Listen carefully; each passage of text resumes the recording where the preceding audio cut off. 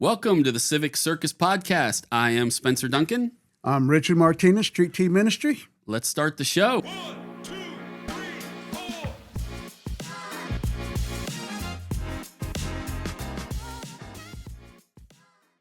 Thank you for being here. We'll talk about who you are and tell us what you do here in a minute. But I do have a question. I always see you in different hats. Do you have like lots of hats? I have lots of hats. I figured that. I do. I see pictures of you, different hat. I see you out and about, different hat. Always different hats. Yeah, I think since the early 90s. Yeah. I don't know what it is. I started off with bucket hats. Oh, bucket fisherman hats. Yeah. Yes. I'd had one for every outfit I had. And kind of like now, like every outfit today, this is like when I wear my John Control hat like I have on now. Yeah. It's because I usually got the tan and blue on. Kind of. Yeah, you try to coordinate it, a little bit. I'm not that great, but I'm learning in my old age. Got to look, what I call it, got to have that drip, I guess the new word is.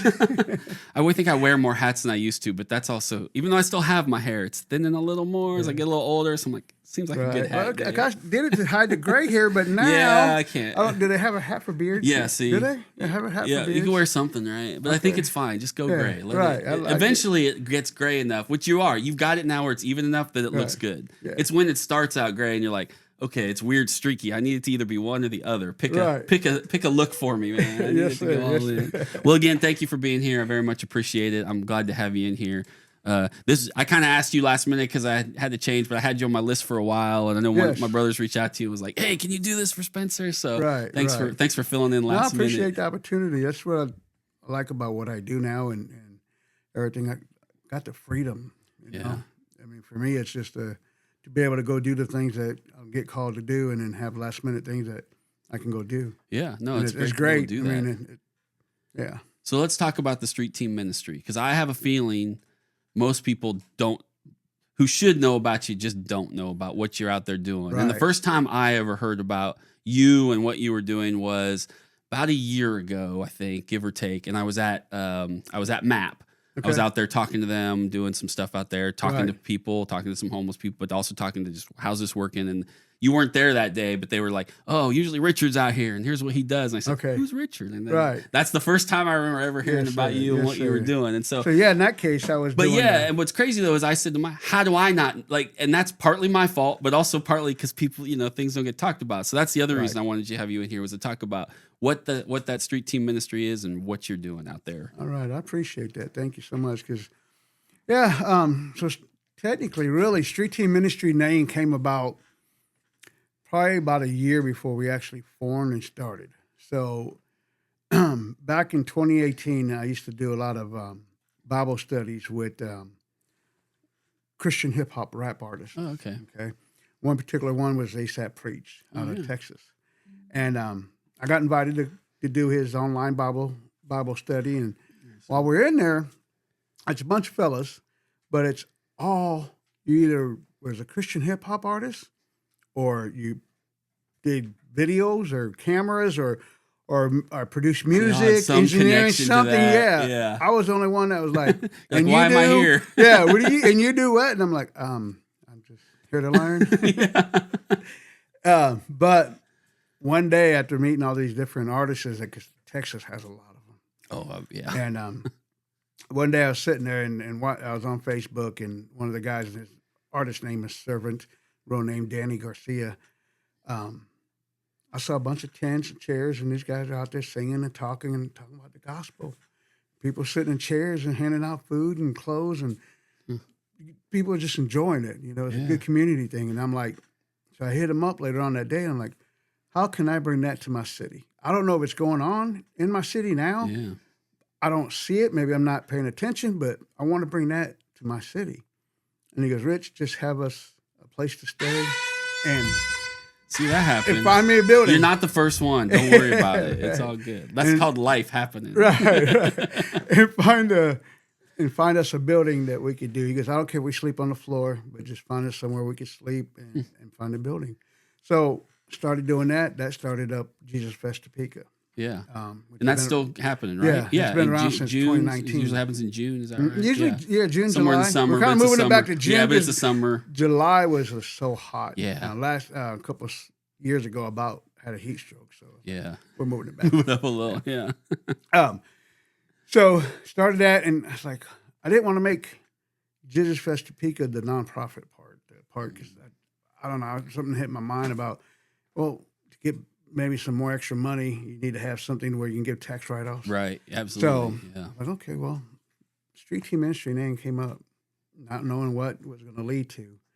And then, so in 2024, I started helping out with the warming center because I learned about that through MAP, like you were talking about. Yeah. Been riding with them guys for about 4 years, doing the free Lifeline cell phone phones. We should probably tell people MAP is the Mobile Access Partnership, Yes. which meets twice a week, every month, and helps homeless individuals, unsheltered individuals with various resources, everywhere from social services to connecting them to. It's grown a lot. You'll talk about, you do the self, but veterinary care. So people out there who are like, what are they talking about? Right. What is MAP? I like to give you a quick I know. fire, I'm so used to using the I know, me abbreviated too. name. Like, so there you go. When the world to know what MAP professional was. at this, because you catch on to little things like that. That's awesome. So been with MAP, and that's how I learned about the warming center. Volunteered, started helping out with. I can go on forever about this. Yeah. But so the warming center, I went and helped out one day, and it was getting ready to be so cold, like the Arctic blast they called it, death, life-threatening type of coldness. So I was getting ready to go online and start filling in some spots to help out. I was going to do more of the second, third shift. Yeah. That's probably the most late, popular when nobody wants to be there. Right, nobody wants to be there late. Yeah, nobody wants to be that late. Yeah. And Pastor Buffett from True Vine Church gets on Facebook and says, we're going to open up a warming center. Well, I mean, his tie is with the Holland Park football team. Yeah. I was part of the foundation there. And I was like, Coach, you want me to come help you? He's like, yeah, I'll do that. So we did. And so after that warming center, which, man, that's just, like I said, that's another whole podcast by itself. Yeah. Like all the different wild, amazing things that the Lord did while we was there. So that came along. When we got done, to just fast forward, when we got done on the very last day, I was already getting texts and calls from people because we started using the name Street Team Ministry. Donate here because you could get a text from it. Yeah. Okay, not even thinking about it. Yeah. Just did it. And actually, Rachel Holtless, the Hope Dealer, was part of that. Like, Street Team Ministry, use your name. Okay. So I did. And next thing I know, I'm getting calls. We're getting ready to leave. I'm getting calls. I'm getting texts. Hey, whatever Street Team Ministry's next move is, we want to be part of this. I'm talking like organizations, like big firm, big nonprofits. I'm like, wow, what did we just do? Yeah. And then, of course, friends of that came and supported. They volunteered lots of hours, like kept pushing me. Like, we need to do something. Let's start doing more things. Okay, what? I don't know. Something. Right. Yeah, So, something. but it was There's a need. We just got to figure out there's a need. So we started, fill. So we started just doing like checking on the homeless, taking food out, clothes, kind of learn the things that other people been doing all the time. I was doing that. And then one time we went to a balloon release that a couple that was staying at a warming center, he had passed away. While we was there, one of the ladies at this camp goes, Richard, you know what we really need? I'm like, what do you guys really need? Like, where we stay at is just so beautiful with all the trees, and we're by the river, and when the sun comes up, it's beautiful there. I said, okay. It's like, we would love to have a church service there where we can come and not be judged, not be looked at, not get laughed at because of the way we look. I'm like, okay. So I'll go back to the team and I'll see what we could do. Next thing you know, we're sitting up by some train tracks with big old rocks, and you walk, you got to be careful because, we really couldn't take everything that we had brought down over that tracks, down to where they're camped. Yeah. So we sit up there, did that, and that just turned into almost like every other week, sometimes weekly type of thing that we did with them, and they were coming. They come, we fed them, and Pastor Sean was like, I don't want to just give them hot dogs and hamburgers.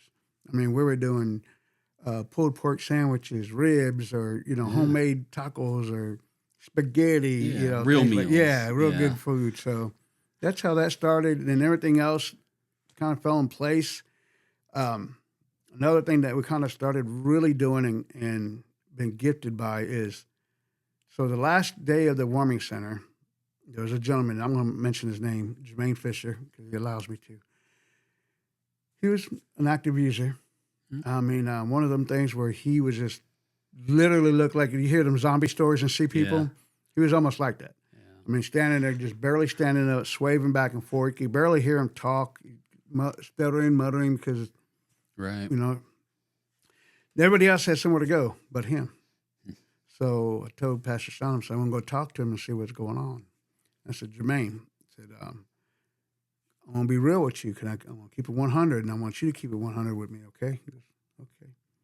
I said, are you using? Which I knew he was. Right. Yeah. You got to know, give him a chance. Yeah, I want to see if you're going to be 100 with me. And he goes, yes, sir. I said, okay. You high right now? He goes, oh, yeah. And I said, okay, what are you using? Man, he just named out this. And I'm like, wow. I said, okay, next question I'm going to ask you is something personal. Is that okay? He goes, yeah. I said, are you sick and tired of this life? He goes, I am. I said, okay. Next one I'm going to ask you is got to come from your heart. You have to be the one to agree on this. Don't do it because I'm asking you. Don't do it because we're standing in front of a church. You've been staying here at a church. I said, are you ready for detox? He looked at me and goes, I am. And I was like, wow, what do I do now? Right. You know? Yeah, like I got him Okay, there. Lord, Where you got me to say all these things because that Right. was all you. But now I got to take him somewhere, help him out. Yeah, so I called Rachel. She's like, call Vallejo.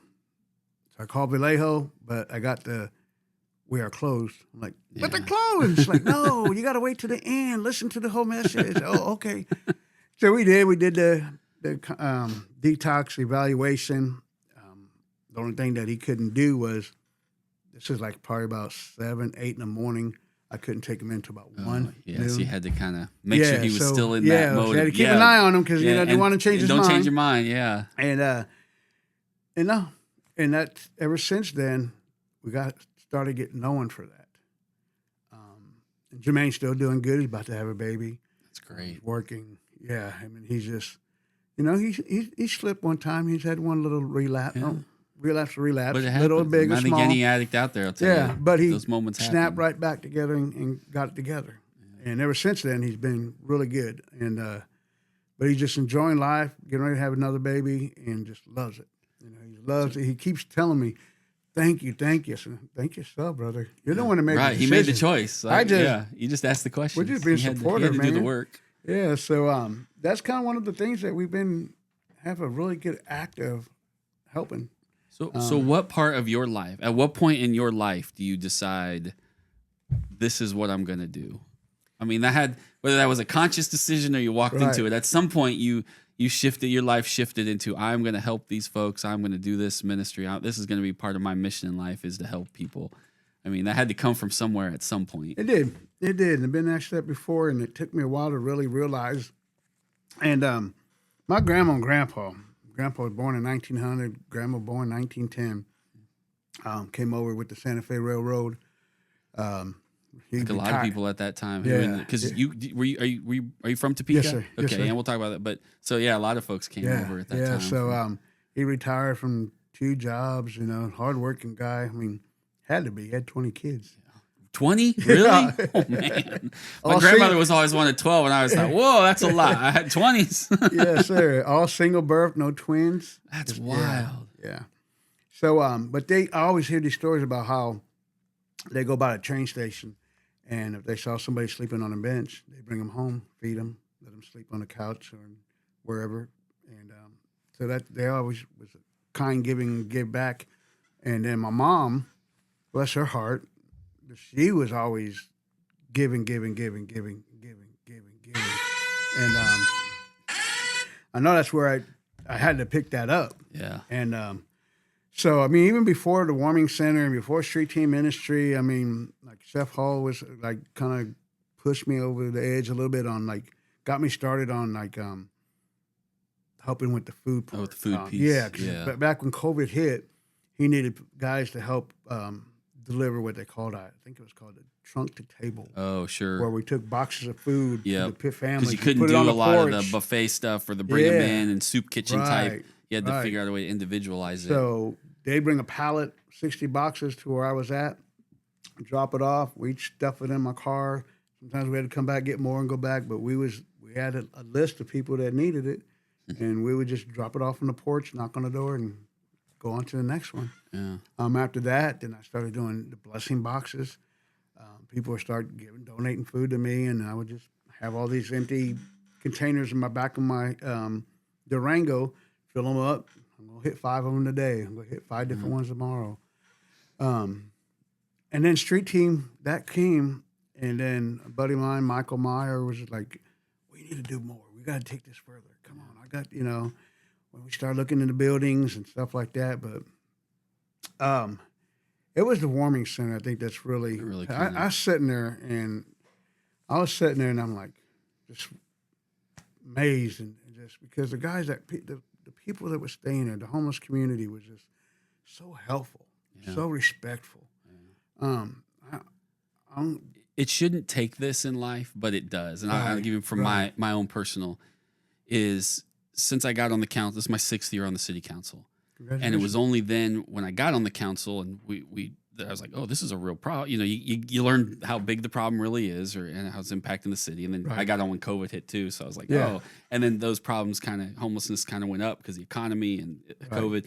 But it's first time in my life, I would even as a kid, I'd go over to whether it's Let's Help or somewhere and do, through church, do some stuff. But you're a little more in those cases, especially if you're younger, you do what you want. You don't talk as you get. Right. It's the first time I finally engaged with folks and just sat in a room or went to MAP or went to Let's Help or went to places and just sat there and just talked to people who are unsheltered and just was like, how'd you get here? What's your story? And we just had normal human being interactions. And that's when you open up to your point that, these are real people, which we shouldn't know. But I mean, a lot of fascinating stories and people who are in these situations. Sometimes even they don't know how they got. Sometimes they do, and they can tell you. And other times they're like, "Look, this happened, and overnight I was here." But their stories are all just like all of ours, fascinating. But it's helped me navigate. I haven't solved the problem at all at any level. We're talking about that here, but navigate this idea of how complex the problem is because of how many different ways there are that people ended up in that situation, and that it shouldn't take that to open my eyes. But it did. And sitting with people and just having those conversations made all the difference in the world and how I view the issue. Yes, sir. Yeah, just to kind of piggyback off the warming center. So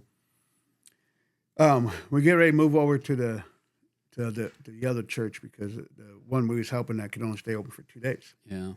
So on the way over there, Matt Baldwin's bringing everybody over, and they're there. There's about 13 guests. We're up. I went upstairs to go meet him, and then getting ready to bring him down the stairs. And out here is Richard, water's everywhere. Something happened in one of the bathrooms, the men's bathroom. I joke around and say it looked like Niagara Falls. The water was just coming down the hallway like that. Yeah. There's a lot of water. Right, it's flowing. So long story short, all that gets fixed, or in the process of going to go get fixed. And I asked the pastor, I'm like, Pastor, I'm so sorry this happened. He goes, oh, it's not your fault. It's accident. Or not accident. He goes, it happens. It just happened to happen when you guys came in the door. Yeah. And he's like, I said, well, is it okay if you say no, I understand. Because it's a big mess. We got to get cleaned up. He's like, no. If you guys want to clean the mess up and get going, that's fine. I know as soon as I turned around to ask the guests what they wanted to do because Matt Baldwin's still standing there and he's ready to take them somewhere else because I done threw the flag up. I was ready to go. I was done. They already had mop buckets and mop it, And I'm like, what do you guys want to do? You have a choice. You can leave with Matt. He'll take you to another safe place, or we can clean this place up and we stay right here. They're like, we're with you, Rich. We want to stay here. Yeah. So everybody grabbed something. We cleaned up the place and got going. So that really just like, wow. Yeah. And like I said, someday we can come on and talk about warming centers. Right, yeah. And all the different things that happen. In a couple months, there aren't going to be enough of them. No. And in fact, one or two I've heard may not do them that have done them the last couple of years. And so that's starting to buy. I just heard that, and I know. Yes. So now I'm like, oh, that's going to be a problem because we didn't have enough to begin with. And if we lose a couple. Right. So, yeah, I think we as a city need to take a look at what we can do to help facilitate a couple places. I just got that win, too. I don't want to say their names or anything, but, that they're Yeah. I'm not going to be able to. I mean, no one should have to sleep in that at night when it's subarctic and freezing, especially when we have so many empty places around this city that it's not that hard to open the door, keep people warm, and that was one of my biggest things after the first one. And I'm going to be honest, my first thought was, why is Topeka Rescue Mission or any of these other nonprofit organizations and myself, a little bitty guy, that have to do this? Yeah. Why can't we get more help from the city? Yeah. Like you said. Well, and that's where the empty buildings, we don't mind manning and doing the work, helping and man it. Right. But we need a place. We need, we need the place. We need a little help to make sure someone can open the doors and lock the doors and give us a little safety. And outside of that, that's the question I ask everyone like yourself who's out helping that community, because this is, if you look at the top, you can shuffle the top 5 issues in Topeka, right? But this is one of those, because it impacts us in a lot of different areas. It goes to the heart of our housing problems. It goes to the heart of some of our poverty issues.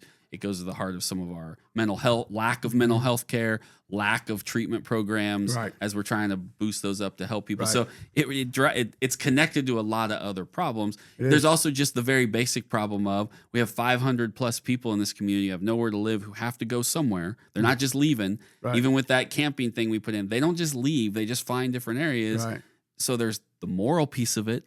We're here to help people. And then just also the very functional piece of, what do we do with these folks to make sure that they can get help and live the way they need to, also not intrude upon other people who just want to go about their lives in their neighborhoods, right? So every time I have someone like you, whether sitting here or I'm out in the community, I tell them straight up, where are we failing as a city? Like, where are we failing as a city? Where should we be putting more of our resources and efforts to help the problem versus where we are now? Because I do strongly believe that we don't need to duplicate stuff. Like, I don't need tomorrow to say, hey, the city should start a program that does X, Y, and Z. I need to go to folks like you and say, I'll give you the resources, because, hey, you already make $1 turn into $3, which government does the other way. We turn $1 into 50 cents, right? Like, that's, but you're also you're doing it. You know where those resources need to go. And so I ask everybody, I'm like, tell me where we're failing, because folks like you are the ones we need to listen to guide the bus, like, not just me sitting here saying, I have a great idea to help homeless people, right? Like, let's give them coats. Well, they need coats, but that's not going to solve the problem. No. Sometimes we look at that as, that's just, all we're doing is putting a Band-Aid on the situation. Yeah. And just keep putting Band-Aids on Band-Aids on Band-Aids on top of it. But no, and that's where, so when I said that Street Team Ministries really wanting to come up to the next level. These last couple of years, we've just been going really slow. Just wherever the Lord feels like, we feel like the Lord wants us at. And it's either go set up, get some food away, or good buddy of mine will call and say, hey, I got some extra money. My company wants to give you some money to go feed the community, especially during the summertime when the kids are out. We're not talking, we do our best to take care of our homeless community, but also when kids are out of school, now the parents that are, trying to make ends meet, now they're got to pay for breakfast and lunch. So when the guy can give me, even if it's just hot dog chips and a bottle of water, I think the best time is we went to Oakland Community Center, popped right up by the pool, put it on Facebook. A few hours later, we done handed out over 100 hot dogs. There you go. And I mean, that was just in the Oakland community. Yeah. Oh, yeah, right. Oh, yeah. So that was like, wow. That was, so, but, well, I don't know where I go. No, so you're born in Topeka. I ask everyone here what their Topeka story is. Yeah, some of us are born here. I'm a native Topekan. Yes, sir. My mom grew up here. Other people, come here for other reasons, but you were born here, right? So this is your hometown, yeah, and you've chosen to stay here. Well, yeah. Where'd you graduate from? What high school? So, when I was 3, my mom got together with an Army guy. Yeah. Took us to Indiana. Oh, okay. My stepdad. And so we was there for about 10 years, South Bend, Indiana, home of Notre Dame. And then about when I was 13, came back. So I came back just in time to go to high school. High school? Okay. Yes, sir. Which high school? In Topeka High. Oh, come on. Yeah, my wife went there, so it's fine. Right. I'm a Topeka West guy. I get it. I get it. We've made it work, so it's all right. I get the static from guys that I grew up with, because was heavily involved with the Highland Park football team. Right, I was going to My say, son right, you went did a lot of there. work with Highland He Park. played yeah. football, so that story there, I went to the coach because I really enjoyed what he had to say at the parents' meeting. Yeah. So me, like, I'm always wanting to help people. I go to coach, not knowing what I was getting myself into. Coach, if you ever need some help, let me know. I'm thinking maybe help with a fundraiser, you know. Yeah, this, a little, that, yeah. that. He goes, okay. Calls me a couple of days later.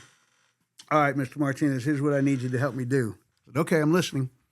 We're gonna start an organization, and you're gonna be in charge of it. You're gonna start helping us getting our team meals together every week, sack lunches for JV and varsity, and then get the moms and parents to help out. I'm like, huh? You're like, wait, what? Whoa, what? I never done this before. You're our man. You're good. You got this. I'm like, okay. Went from there. Lord, please. I didn't know. Seriously, I did. I prayed, and I tell you what, this community really stepped up. Again, and Rachel, the Hope dealer. Yeah, she's great. Yeah, she is. I need to get her in here. And I need to get her. Oh, you I should. need to get You her on should. here, yeah. Then Leslie Hold'em, the Hold'ems, they just their circle that they knew, and their influence that they have. They didn't ask them. They did it, kindness of their heart. Yeah. Help post that the Highland Park football team needed some help.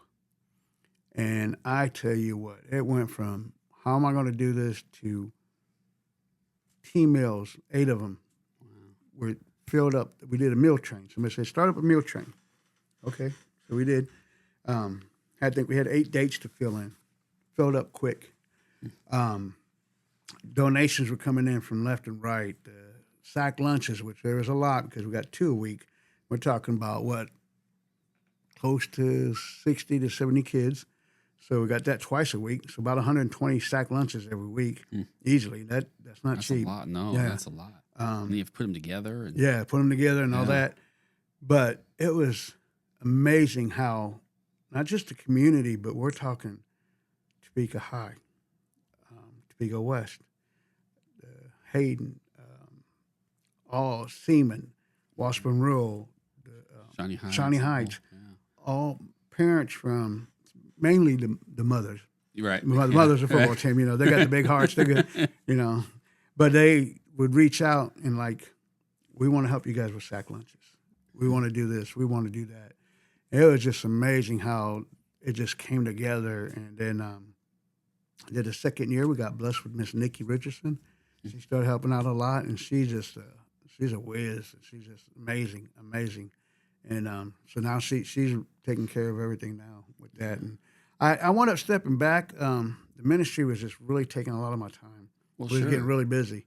It hurt. I didn't want to, but it wound up, I did. And I miss it. I do. I really miss hanging out with the good fellas and being part of those football games. We got to go to last Friday's football game, and I'm like, hope I ain't bad luck. Because I had a little incident. Out there. Yeah, they got to resolve. I think everybody heard about that little incident, but they didn't ask you, Richard, could you not come back this season? Right. No, I didn't try get again that next year.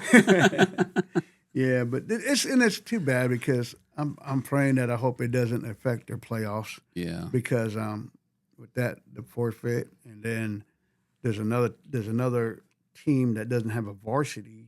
Oh, so they may not be able. So now to they can't play that play game. that game. Yeah. So that that's just tough. shortens up the record. Yep. But we'll see because they deserved it, man. That Well, they do. Cinderella story for that football team and what everything Coach Monroe and everybody there Oh, has they've done done. a lot of great things over there. Yeah, The Highland Park community is a great community. The turnaround. Yeah. So, Even though I was on the other school, I've known some, I've had friends. Like I said, when you grow up here, you know people from, you got family and friends all across the city. And I got plenty of friends who went to Highland Park and a lot of great stories. And through the years, meeting a lot of people in that community. It's a wonderful community. It is. Yeah. So yeah, I've been pretty much, here all my life, except for about 10 years in that childhood part. Yeah. So big family, like I said, my grandpa had 20 kids. So that's a lot, man. That means you got a lot of cousins out there. Yeah, I do. So my stomping grounds, as you would, I guess, say, would be the Oakland area. Yeah. Okay. So, but now I'm actually in the Highland Park area now. So how do I get my colleagues more engaged in this issue? I know that's like the $1 million question, right? You're like, I don't know, Spencer. I've been trying to get you people to pay attention to this problem for years. But right. But I mean, I do struggle with that. Like, I always have to remind people I'm 1 of 10, you know. Mm-hmm. I don't have like a magic wand on some of these things I'd like to do and say, make it happen, you know. Yeah. But that's why I'm always trying to find ways that I can engage. And I'll be honest, I don't know how many of them have ever even gone down and spent time at MAP or gone down just literally to the rescue mission and not for a meeting, but to just, can I hang out here for a little bit? Can I hang out? And maybe that's part of it. It's just getting them to go have those you're conversations. You're hitting right on the button right there. Barry and the TRM team and everybody, that's one of the main things that we say, that I've learned to say from them, is that come spend some time with them. Yeah. Come When you spend put a some time face to with the us. problem, your perspective does change. Right or wrong, that's like just you a said, reality. You hear their story, Yeah. and it's not like what everybody wants to portray them to be bad people or whatnot. Not everybody. I mean, there's always going to be bad apples. Right. That's what I tell people. There's always, when I hear people say, well, some people just want to live. You're right. There's a percentage of those people. There is. It's not the majority. And there's also 5 other reasons or whatever. And some of them want the help and some of them don't. But you have to take each case by case and just provide them an avenue to get them the help. And I think that's what makes this problem tougher, though. There's some problems you're like, look, if I do 1, 2, and 3, we're going to fix this or we're going to fix it. This is not that problem because the mental health piece is different than the treatment piece, which is just the person needs a transitional home so they can maintain or get a job so they can get back on their feet. Mm-hmm. Like those are very different solutions to one problem that have a lot of different factors. So I think people's heads eventually just want to explode when you start talking because they're like, I can't, this is too complicated. I'm like, well, it is, but at some point you have to be willing to dig in and do the work and uncomplicate it a little bit. Yeah. And I guess that's what us fools who run for office say. We'll take on some of that. Yeah, come with us and hit the streets, getting what we call, we talk a little different because it's what the name, when the Lord gave me that name, I'm like, Street Team Ministry, okay. Street Team Ministry, okay. It's a great name. Yeah. No, really, like it's a great name. It's not just a catchy name, but it actually says a lot. Right. And what even says more about it is that everybody that's really involved, like myself, Sean Tanner, our pastor, our church congregation, and a majority of our volunteers, a lot of the ones that are real close to us and help us out a lot, we all came off the streets somehow, some way. Yeah. I'm not ashamed to say it. I mean, you never say be ashamed of your past because it's what made you what I am now. Yeah. But I used to be part of that problem on the streets. Sure. Dishing out the drugs. Yeah. And now I want to be a solution and help people realize, no, that's bad. That's not good for you anymore. Right. Wasn't good for us back then either. And I know from firsthand. I mean, I think that helps you reach people though too. It does. If you have a story that they can then, some of them can personally connect to, because they can't just dismiss you and say, you don't understand you, but oh no, I do. Let me tell you where I was at. Right. Pastor Sean, maybe one day he'll be on here, but he 27 years worth of meth addiction, in and out of prison institutions all his life. Just recently, 4 years ago, turned his life around. And he slept out at the dumpsters at Gage Park. The same dumpster that he would eat out of, he would grab a plastic bag and sleep in there. So especially that part, he relates to a lot of the homeless. We have to have folks like you to tell that story, and those folks, because there is that piece of distrust which is well earned. If I show up and just say, I'm with the government, I'm here to help you, right? Like they're like, oh, are you really? And you know what? We've earned some of that, right? And so you have to have people who can bridge that gap to say, oh no, this is a good. Trust me, I know I have this experience. I was where you were at, and these people you can trust today, right? And that's sometimes the disconnect we miss as government programs, just that level of distrust. Yeah, no, you're right. Totally legit and fair, but we can't just keep saying it. And why won't they come to us? How about we reach out to folks like you and say, help us, and build that trust in the community. Yeah. No, it's an amazing little story. Real quick about the last gentleman. I don't know about the last 4 weeks. We've taken 3 guys to support them by getting them into detox because they were ready. They came to us. Yeah. That's what it's just amazing when, first guy, I worked with them before, maybe it was winter, so about almost a year ago. Wow. Almost a year ago, got a call from somebody that was on Dillon's on 10th Street, 10th and Gage. A gentleman sleeping out in his car, been jumped, got beat up, blah, blah, blah. go and check on him. You know, we're just sitting. I'm listening to her story. Wife passed away, just fell down in the dumps. Yeah. Got hooked on the drugs and drinking and all that, and stayed there. And it was just one of them things. We start talking. I tell him, I'm gonna keep it real with you, bro. But you know, you think your wife's happy? Look, his wife passed away. Yeah. You think she's happy looking down on you, and you're in your position you are? Started crying. He's like, no. I said, well, when you're ready, come see us. We'll be supportive for you. And we started doing it.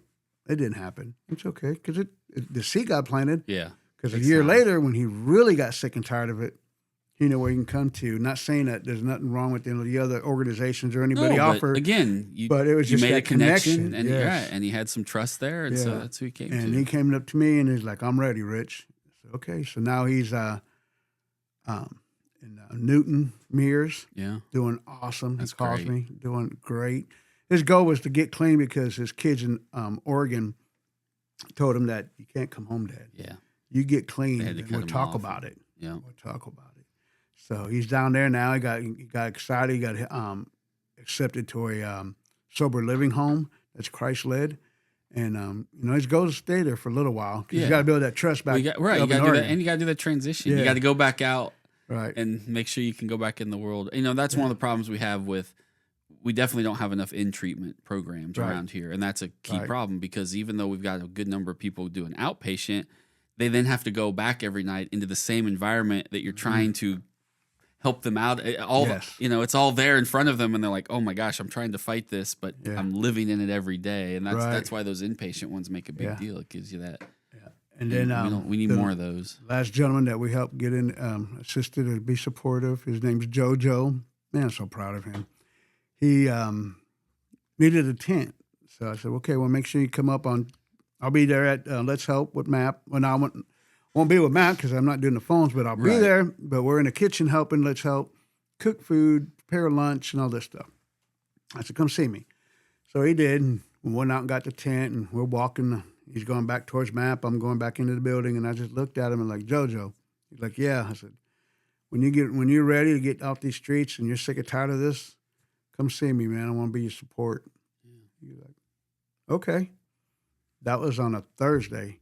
That Tuesday, he come in smiling. He came in, slammed his, like, oops, sorry. I thought he'd be like, ah. But he slams his hands on the counter and goes, "I'm ready." And I'm like, "What?" He goes, like, "You ready what, to eat? We don't know." You know, just playing with them, joking around. He's like, "No, man, fool, I'm ready to go get clean." I'm like, "All right, let's go then." I said, "As soon as we're done here, I'm going to take you." He goes, "Okay." So we did. And then that's where I've been doing little videos, but I watched this guy named Vic the Good Boss. He owns a construction company. I can't remember where he's from, but he goes on the streets, does the same thing. And he'll roll his window down. First thing he says to them guys, "You hungry?" And he'll go. He's got money, so you know he'll take them. "Hey, you want Subway?" Right. I'm like, "Hey, I got a sack lunch over here. You know, I got some leftovers that Let's Help gave us, or you know, somebody gave us." And so he'll be looking at him. He goes, "Man," he goes, "Are you ready to get clean?" They're like, "I will take you to detox. I will get you a sponsor. You know, do this, do that." But he's filming everything. Mm-hmm. And that's because when he does, his audience. His circle will help him. They'll send him money, even though you know he says, "I don't need it," but you guys are more than welcome to. Yeah, if you want to help. It ain't cheap trying to help these guys out. Absolutely not. And so I was like, I'm going to start doing that because we need a little bit more support. You know, our ministry van that got donated, thank you to the Barnes family, it's a gas hog. Oh, you know, sure. It's a full-size conversion van. You know? Things, It's $50 like about every 3 days. I did not realize how much gas and driving I do, but it's I put anywhere from a minimum 500, probably up to 700 miles a week. I'm like, how can I do that? In get old little Topeka, Kansas?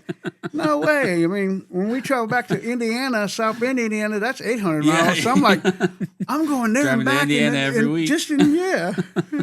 And so we did, and it was just, we got a great response. You know, we've been blessed, really blessed with support.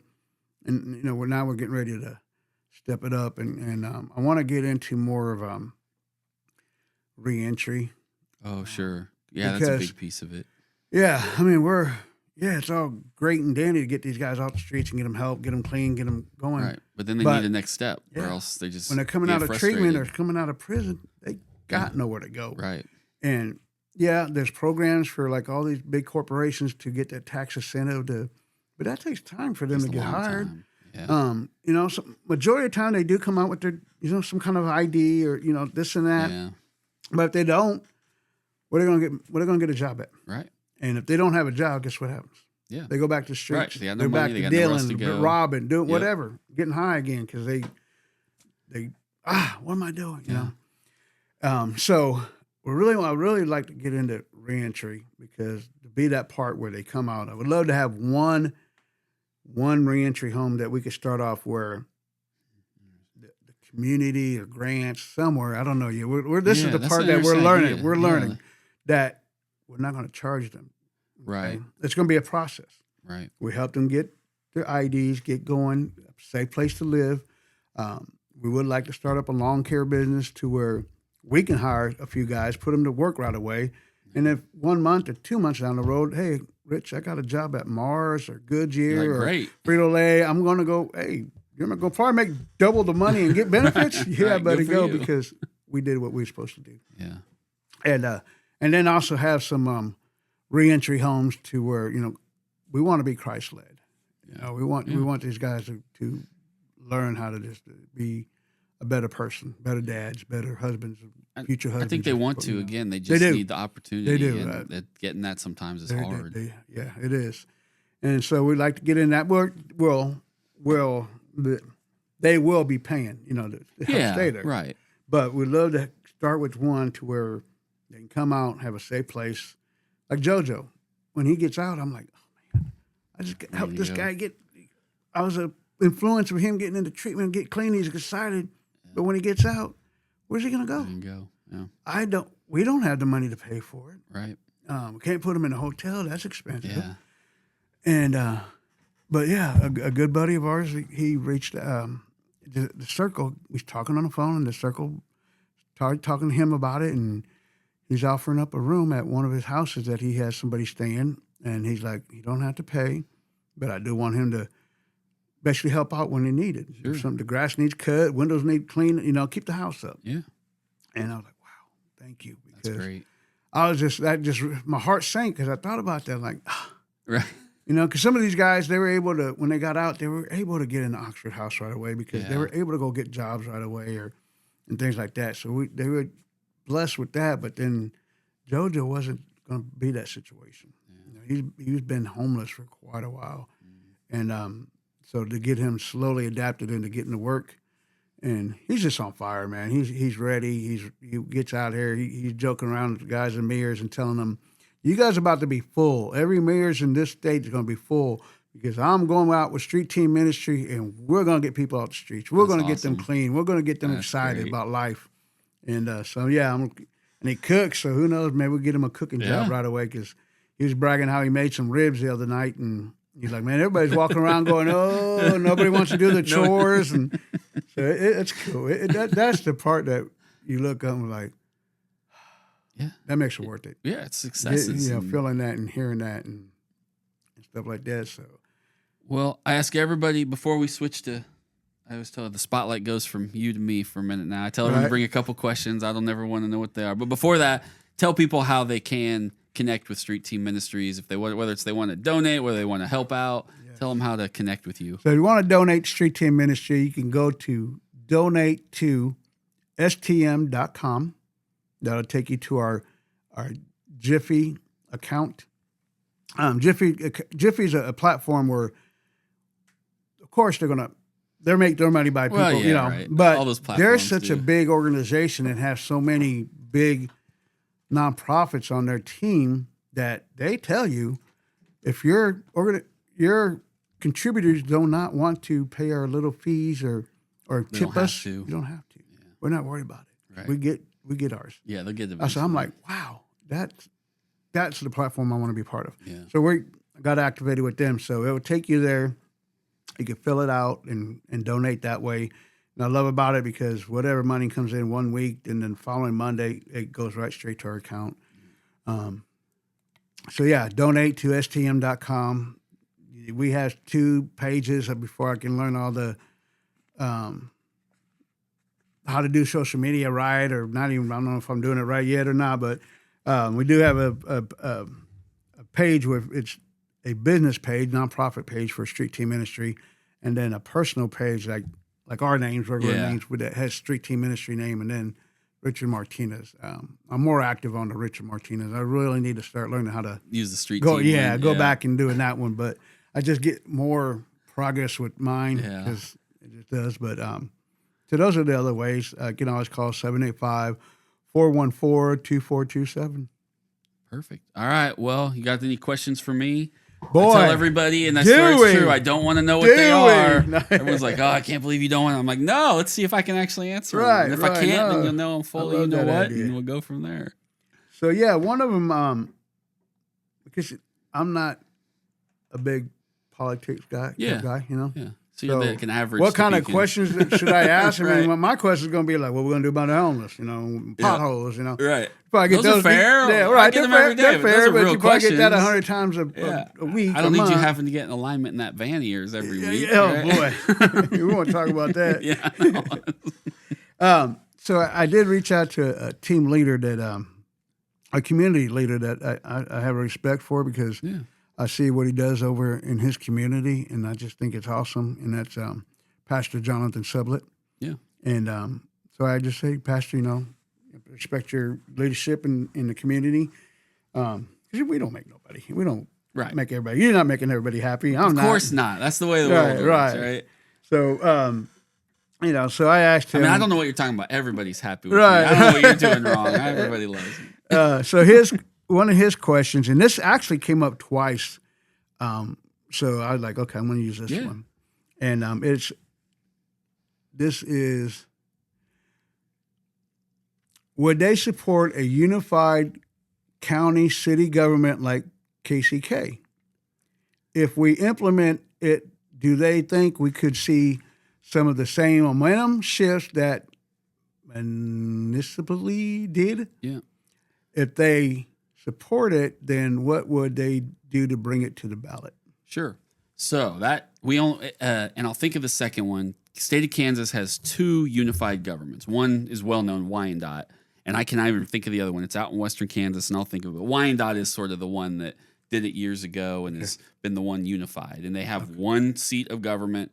They have a mayor, but then they have everybody elects everybody to their council. So you have that city county representation. Okay. And it's been talked about now for years in Topeka. Should we have a unified government? Should we consolidate services?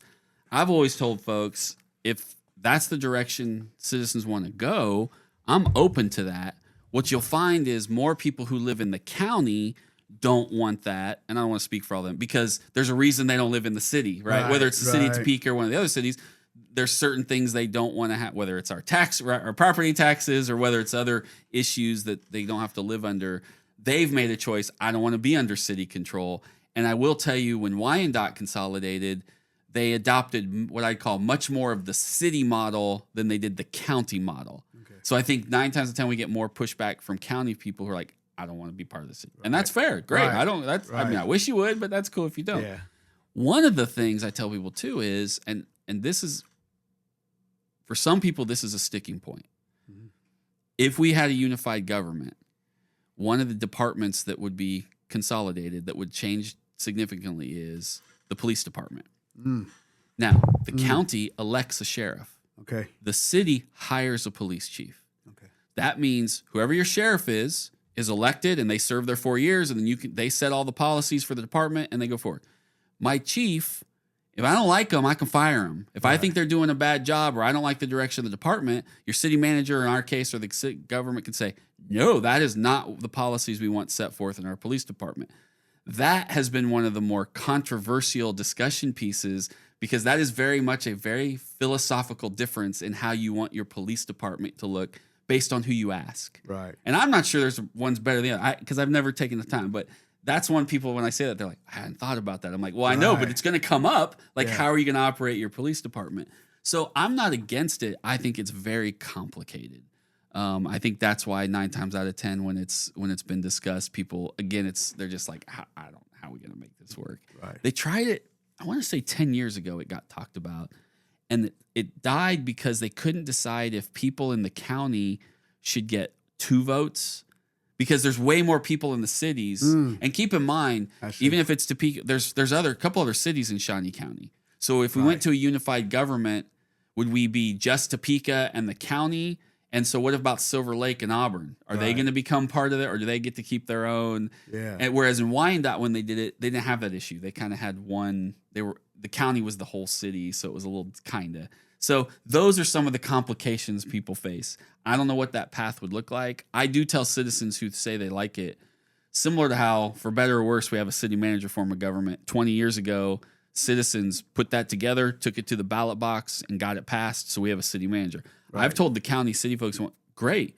It may take 4 to 5 years, but do the work. Like, form a group, start doing the research, put together what the plan would look like, and give citizens something to actually look at to understand, like, this is what it would mean, this is what that would work. And I think at that point, it'd be very hard for us electeds to say, oh, you guys have done the work, the majority of citizens seem like they want it. Great, vote for it, and we'll make it happen. So yeah, it's not complicated to the point where I don't think it's impossible, but I think there's a lot more nuances that people are like, wait, I didn't think about that. That's a little crazy. Now, having said that, I think we could consolidate a couple departments still, or make them more unified. We've done that sort of with Parks and Rec. I will say the county kind of took over Parks and Rec, and that's fine. They've done a great job. Right. That's not a complaint. That was a decision we made. But people talk a lot about our planning department because there's some issues we have this, what they call the 3-mile zone. If you live in the county, you still have to adhere to a few city things. But having one planning department might fix some of those issues. So I think there's some departments we could start looking at. Okay. And then maybe that would lead to a path someday of a more broader unified government. Right. Okay. Yeah. I appreciate the way you explain it, because somebody my politics level where I don't understand all that big guru talk, but yeah, that made sense. I could understand. But I tell people, saying. it's worth putting together. We just need to get a good group of citizens who are willing to be like, all right, I'm gonna spend the next few years of my life seeing if there's a path. And I think it'd be better citizen driven. I don't think you want us electeds figuring that out, because we may take a lot longer. Right. That part I do understand. So another one was, and I thought this was pretty cool because, when it comes to politics, you always hear about I see why. I mean, you're running against each other, and people want to bring up what you're doing, what they think you're doing wrong, and I think they call it negative politics. I don't know. Oh yeah, there's a sad axiom out there, and it's true. And I've always tried to run.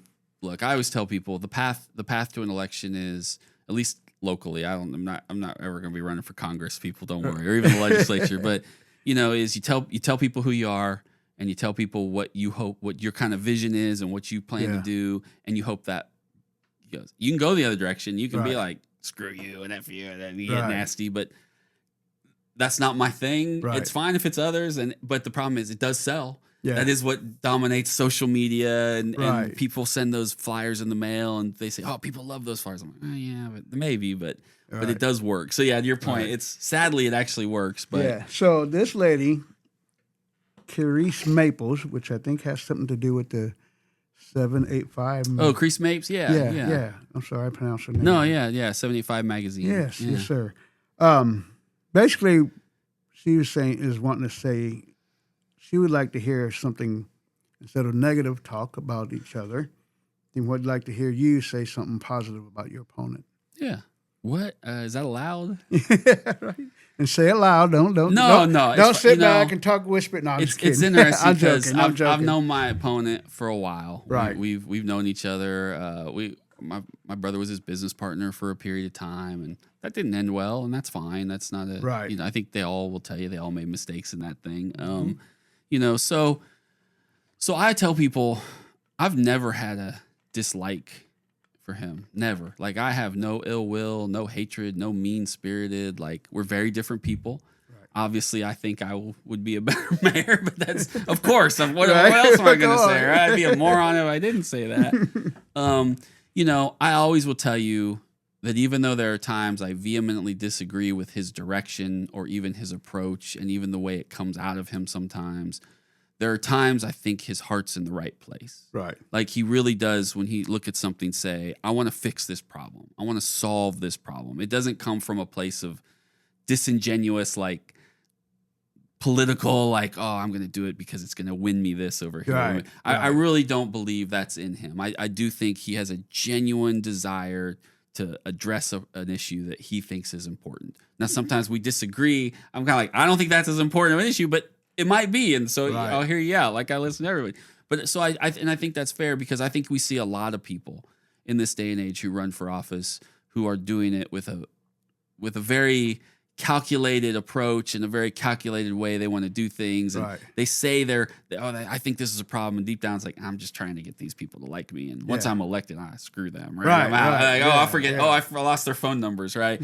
So, and because I think that's important. Okay. I think if you start from that place, it's a much different approach to how you deal with things. Right. So I try to take that into account, even when I have frustrations at times when he says something, I'm like, but I'm like, all right, it's at least I know deep down it does come from a good place. And that puts him, and I hope me too, because I think that's true of me, but in a much above a lot of other folks, I think, out there across who run for office. So I appreciate that answer. Cause that is, I mean, like I'm the type of guy that honestly, the negative stuff like that turns me off. Like, it just, I don't want to hear it. Right. You know, and, but I will say that this talk that has been coming up is actually probably what got me to, you know, for somebody that I really don't, I mean, I'll go vote, but I'm not into it. Yeah. To where now I'm like, I want to watch because I better pay attention. I tell everybody, look, I keep hearing you guys keep screaming, change, change, change. Well, are you voting? Right. That's the main thing. I know when turnout's 10%, and I talk to these people, I'm like, look, and people are like, well, does my vote matter? And I tell people, my first election, I lost my first election. My second election that I won by 13 votes. Wow. In fact, it's the second closest election in Topeka city history outside of Bob Archer, who was on the council years ago. He won by 1 vote.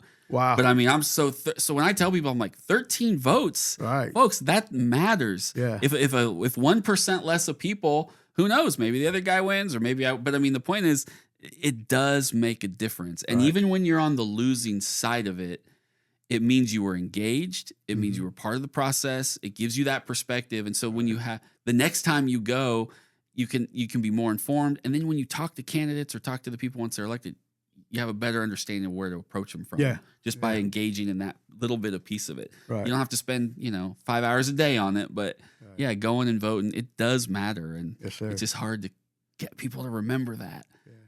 Because I get their frustration. I appreciate you guys getting invited and talk to you about like this. Cause it's never been part of my conversation to talk about politics or even get into it or nothing like that. And when I went to the conference, the Rock conference, there was a gentleman there that went to prison, came out of prison, and became a mayor for Leavenworth. Yeah. See, hey. Well, I'm joking. No. 4 years joking. From now, I tell people too. I said, there's nothing more uncomfortable than going into a room full of people who are probably who are going to have a different opinion than you or a different viewpoint, or even having these conversations where at times you're going to be like, man, I just don't agree with you. But I tell people they are still important. Yeah. And I think too many folks who get elected insulate themselves from that because you have to be willing to say, I don't agree with you. I'm willing to talk, but at the end of the day, I may not agree with you. But I tell people, and it's the God's honest truth.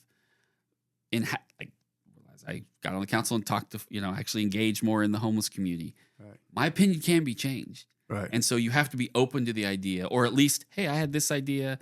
I thought this was a great path. You had some, even though I disagreed with part of what you said, there was some stuff in there that made sense. It should, if we incorporate this, we might actually get to. But if you don't have those conversations and you're not willing to be a little uncomfortable every once in a while, you're just going to keep doing the same old thing over and over, and we're going to be having the same conversations 20 years from now. Right. And that's not a path to success on any level. Yeah, I agree. All right, you got time for one more? Yeah, I got time for one more. Right. This one here is a little close for me because I do help out this organization. I know, of course, I don't condone to using drugs anymore or anything like that, but I do believe in what they're doing because I heard the success stories of the Narcan and yeah. things like that. But this is Amber from Kaylee's Dad is Mad, TK Fentanyl. Yeah. She wants to know, what is your goal to help stop or treat the fentanyl crisis in Topeka? And of course, her second question was about the unsheltered community, but we talked about that already. But so basically, about the fentanyl That's crisis. a hell of a good question. It is. And I probably, in fact, tell Amber to call me, or maybe she can come on here and we can talk. Yeah. Seriously, I mean, because I don't think I know enough about. I mean, I do in the sense of I understand what it's doing, and in fact, I remember a couple years ago, I was one of the first councilmen who said, "Are all officers carrying Narcan, and do we have all that? Not only so they can need it but so they can distribute it in the community." Yeah. And I know now we've got some. They got vending machines now for free, and I think we're either getting one or got one at the police department. But we need to. I've been talking about, or we either need one at the courthouse or at the somewhere so people can come get that. But that of course doesn't stop her question, which is how are we going to stop bringing it in. I will tell you, our police chief has restructured some of the department, and boosted is not the right word, put more of an emphasis back on like a drug unit, which we had kind of gotten a little bit away from. Partly that was a staffing issue, but partly that was just choices that were made for better or worse. And so I think starting there will help, because I think not having that cost us some relationships with like the DEA and some federal agencies, which can help. If you don't have that resource, you can't stop anything, right? So I think those bridges are starting to be built back up, and having that resource will help part of that problem. Identify where's it coming from, why are we doing it, having a better unit here in town who's actually following that stuff. But yeah, I tell people I don't have a great answer for that, because I need to know more about that. And so either she's listening to this later, or you could tell her, I asked him, and call him, because as I said earlier, I don't know everything. Maybe I shouldn't admit that. I don't know everything, right? And that's why I lean on people in the community who are dealing with these issues to say, tell me what the problem is, and then tell me some ideas to get to it, because I know that's a big problem. No, for what I learned from them, from hanging out with Amber and being part of it, is that there is a law now that they just got. I don't know how long ago it got passed. And I should know the gentleman that's helped get this passed, but officers can now help with the Narcan, do the Narcan without last session or 2 years, but without getting in trouble because of the person passed away, right? Or if there's a lawsuit, or It's so like, if I want to say, I think I like the other law too that they got, is where the people are using, anybody that's using, their friend goes down, can help them. So if they show up and they've got drugs on them, we're not the state has said, don't arrest them. Don't look. They tried to say, because we had people who were afraid to make a call to 911 to save a person's life, because they're like, I was getting high with them and I'm going to get arrested. Right. And we've said as a state, no, save the life first. We'll deal with the problem later. Right. And that's the right approach. And I think that, and honestly, I think that can plant a seed in their head, like, especially the person that did OD got brought back to life and they're doing great. Might get them to say, wow, I need to change. No, that was a good law that they passed, because we do some good things in Kansas. Believe it or not, we do some good things. Amber's doing some real good. Maybe one day she can get that's what I'm saying. Do an educational with the council. That would actually be great too, because again, I think we're getting ready to do one with Let's Help. We're going to do like an educational. It takes like an hour. But the public can be there. Their staff, volunteers can be there, and she just talks about like different things that I didn't know, like about fentanyl. Is if it's expired, you can still use it. If it's frozen, you can just put it underneath the armpit, warm it up, you can still use it. There's just so many different things about it. And then just getting the word out to the parents and our youth, helping her. A big thing is to, I want to do my best to try to. I ain't gotten really that big of connections in 501, but I may know somebody that if I put the bug in their ear, that see where they go with it. But to get her and her organization into 501 to talk to the kids. Because they're ordering it on Snapchat. They're going to come in contact with it. Some of them are going to think to use it, or they're just going to hear about it. And it's like anything, I always prefer. It's kind of like with my kids. I always raise them. I'm like, I want you to hear from me first. Right. You know, and I don't want you learning it the wrong way from some friend who Right. saw it on, Yeah. some crazy video online. I'm like, talk to us first. No questions off limits, because I'd Right. rather we talk to you about it than Yeah. you hearing it from Real quick randos. story because we just did something on the Capitol. She had her 3rd annual Capitol rally there, and KBI guy that was there was talking about how one of his agents here in Kansas lost his son to fentanyl, and what happened is the guy was staying up for exams, got on Snapchat, ordered it. The dealer came, knocked on his bedroom window or basement window, handed it to him that way, and the kid thought he was just going to take something to help him stay Right. up so he can pass his test, and doesn't wake up. So yeah, it's crazy. It's wild. All right, well, we're coming to the end. Yes. We do an email at the end. I picked this one out because you were here, to be honest, but I've gotten a couple of them lately. It's one that's representative of some questions I got. So I always have the guest read it, and then I'll try to answer it, and we can talk about it for a minute. All right. Councilman Duncan, it seems like we have more panhandlers than we have in a while. When are you going to make it illegal for people to panhandle? Well, the easy answer is never.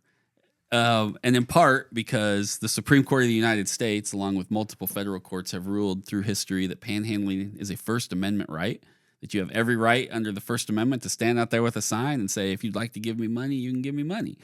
Right. Before I got on the council, though, I will say the city passed an ordinance that I think it's like 20-something intersections where they banned it based on safety reasons because of so much high traffic. Sure. Now, that's been like 8 years ago. I do think it's probably time to review those, partly because traffic patterns have changed or we've done construction and it's probably time to put some new ones on and take a few off or something.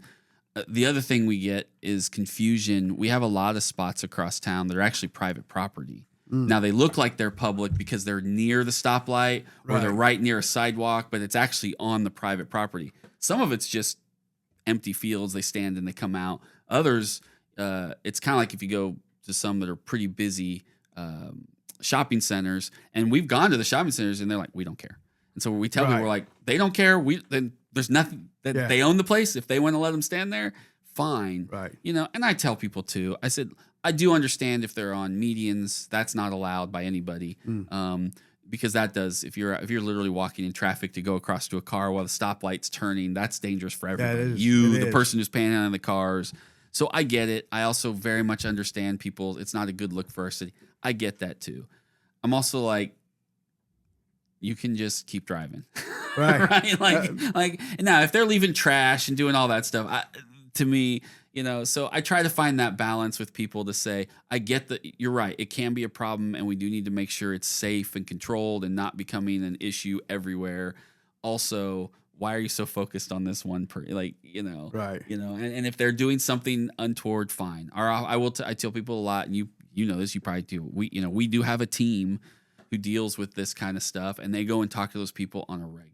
Yeah. And they let them know, who are you? Are you coming through town? And they start to identify the people who are what I call serial panhandlers who might be questionable if they really need to be panhandling, right? And they'll identify those versus the people who are truly in need, trying to get help. And so I tell people too, there's a group of officers out there who are watching this very closely. Yeah. But I'm sure you see a lot of it too. I've seen them out there because there's times I see officers talking to somebody, I'll slow down just to see if there's somebody that I know that if I know that their situation, that maybe I can get over there and try to help diffuse it, and or just maybe them seeing me, they may not get excited and want to get arrested. Not that they want to get arrested, but do something to get arrested. Right. So so just so people know, though, it is baked into our Constitution, according to the Supreme Court, that you have every right to do it, and so city ain't going to ban it anytime soon. I did not know that. Yeah, so. You can do stuff for the safety reasons, but you have to justify it. So you can't just do it at an intersection that never has traffic, because if someone challenged it, they'd say, you have like 2 cars a day. Oh, yeah, okay, I guess there's no safety, right? So. Then if they made them quit, then I guess, man, the fire department couldn't do it. So they can't. They can't, actually. So when we said you couldn't do it on medians, that includes our fire department. And we had to give them a special. They finally just did the boot thing for the first time since before COVID. and they did do some collections, I think, a couple weeks ago. But Right. they have to jump through a lot of hoops. So it actually includes the fire. And they were the ones that came and said, wait, what? And we're like, we have to treat everybody equally. Right. You know, there's nothing worse than passing laws that exempt yourself. Right. Everybody has to follow this law except the government. Yeah. Wait, what the hell? What kind of BS is that? That's Right. not, you know. Right.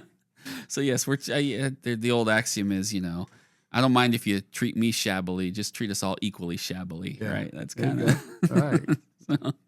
Well, anything else you want to add before we check out here? I very much appreciate you coming in. I Man, think we've I had a good appreciate it, conversation. I yeah. hope this isn't the last conversation we have. I hope Right. it Me too. keeps going. Me too.